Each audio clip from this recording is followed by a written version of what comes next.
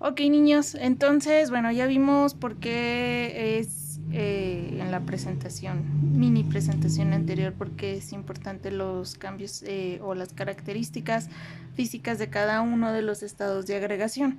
Y ahorita lo vamos a ver más a profundidad con los sólidos, con los líquidos y con los gases. Pero antes de esto, quisiera que sí recuerden cómo es que se forman los enlaces químicos. Recuerden que un enlace iónico siempre iba a ser de la familia 1 y 2, cediendo sus electrones que tienen hacia la familia 5, 6 y 7. ¿Sale? Que los enlaces covalentes iban a ser elementos que reaccionaban dentro de la misma zona de la tabla periódica y que estos se dividían en dos. Los enlaces covalentes polares, que eran elementos diferentes, por ejemplo, podíamos tener el nitrógeno con el oxígeno o el carbono con el oxígeno, y los elementos y los enlaces covalentes no polares, en los cuales eran dos elementos iguales. Por ejemplo, podíamos tener dos átomos de nitrógeno, dos átomos de oxígeno, dos átomos de flúor. ¿Sale?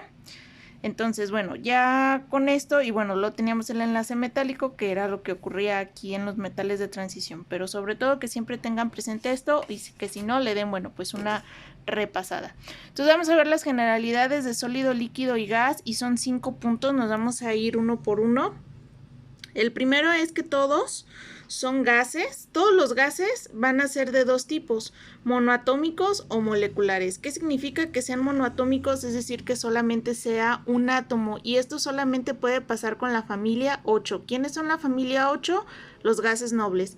Es decir, ya tienen su octeto completo y no van a tener que reaccionar con nadie. Por eso ahí les pongo de ejemplo el helio y el argón. Ahora, los moleculares son aquellos gases que necesitan estar en parejas compartiendo sus electrones. Aquí te puse 4 ejemplos. Te puse el dióxido de carbono, te puse el oxígeno, te puse el cloro y te puse el monóxido de nitrógeno. ¿Sale? Si tú te fijas en los dos primeros, son dos átomos diferentes. Uno es carbono-oxígeno y el otro es nitrógeno-oxígeno. Y en el de abajo te puse el oxígeno solito y el cloro solito, ¿sale? Casi siempre suelen presentarse con la familia 7, 6 y 5, ¿sí? Todos los gases moleculares, es bien importante y por esto te lo señalo, van a tener enlaces covalentes, ¿sale? En este caso el oxígeno va a tener un enlace covalente no polar porque son iguales, y el dióxido de carbono va a tener un enlace covalente polar porque van a ser diferentes. ¿Sí? Entonces, todos los gases monoatómicos, familia 8, todos los gases moleculares van a tener enlaces covalentes. Ahora, nos vamos con el siguiente. Todos los líquidos a temperatura ambiente van a tener enlaces covalentes. Todos los líquidos que son líquidos a temperatura ambiente van a tener enlaces covalentes. Ahora, de aquí nos vamos a ir igual a los dos tipos de líquidos, líquidos polares y líquidos no polares. ¿Cuál es un líquido polar por excelencia? El agua, ¿sale?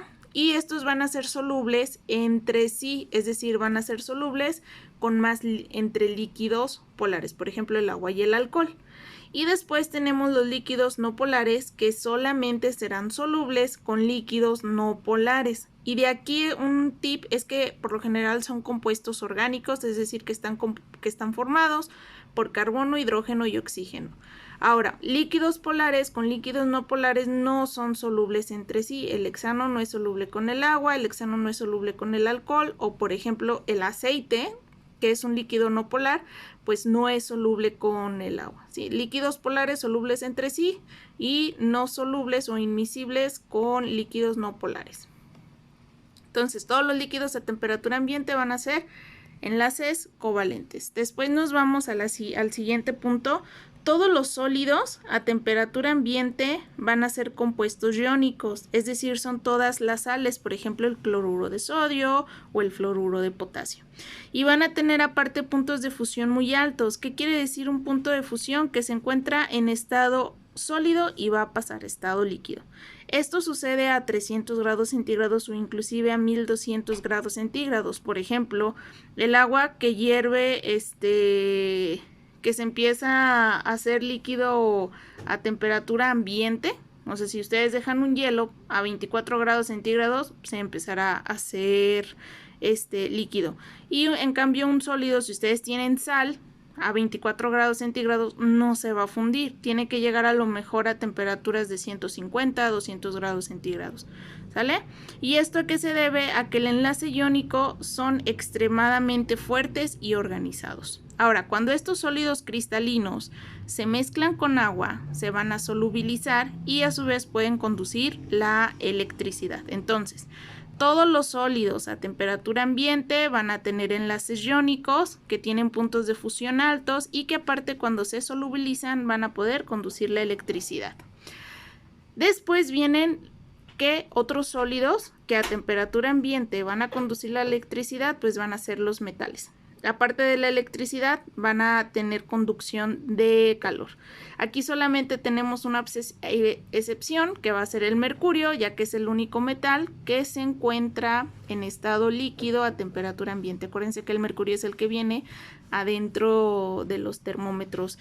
Y como característica de los metales, que siempre tienen como ese brillo característico, esa manera como... Sí, sobre todo el brillo, pues lo va a tener el mercurio. Te iba a decir láminas, pero pues no, porque no está en estado sólido. Entonces son sólidos también, todos los metales, y conducen electricidad y el calor. ¿Sale? Ahora, existen sólidos que no solamente van a tener enlace iónico, sino que también pueden tener enlaces covalentes y son también sustancias moleculares, es decir, que están compuestas por más de un átomo diferente. Y estos sólidos que tienen enlace covalente, van a ser la glucosa, el fósforo, el azufre, las ceras, los plásticos y los hidratos de carbono. Hidratos de carbono pues son todas las fibras. Nos podemos ir desde la madera hasta una zanahoria, un jitomate, una lechuga. ¿Sale? Los plásticos, pues bueno, todo lo que son polímeros. Ceras, puede ser cera de abeja, la cera que recubre nuestra piel o inclusive lo que recubre nuestra célula. Y bueno, el azufre y el fósforo y la glucosa, ¿sí? Entonces, de manera general, ¿qué es lo que yo quiero que ustedes vayan a recordar? Que los gases van a tener enlaces covalentes y pueden ser monoatómicos y moleculares, ¿sale? Que todos los líquidos a temperatura ambiente tendrán enlaces covalentes que pueden ser polares o no polares. Que todos los sólidos van a tener enlaces iónicos y tienen puntos de fusión altos y que aparte van a cuando se mezclan con agua van a poder conducir la electricidad. Que los metales también son sólidos excepto el mercurio y que también se encuentran sustancias moleculares, es decir, que tienen enlaces covalentes que a temperatura ambiente son sólidos, ¿sí? Si tú recuerdas, casi los covalentes también pueden ser gases y los líquidos también pueden tener enlaces covalentes, pero solo estos van a ser sólidos.